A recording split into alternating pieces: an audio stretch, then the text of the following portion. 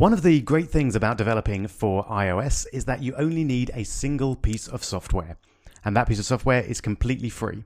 It's called Xcode, and in this video, I'm going to show you how to download and install it. So first off, in your browser, go to developer.apple.com/download.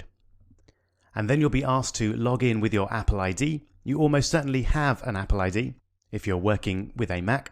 So put in your email address and password there. If you don't have one, you can just click Create Apple ID, and then you just fill in the form with a few basic questions to create one.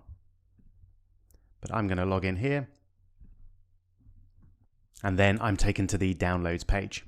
Now, at the time of recording, Xcode 9 is in beta, so you should just download the latest version right there.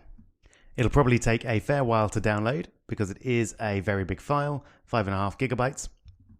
So I'm just going to skip that bit and jump to the installation. So when the download is finished, just move over to Finder, and you should see this Xcode 9 beta zip file, and double click on it.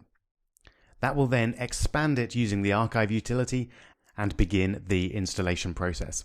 Again, it takes a little while, so I'm going to skip past it and move to the next step. And there we go. So we now have this Xcode beta.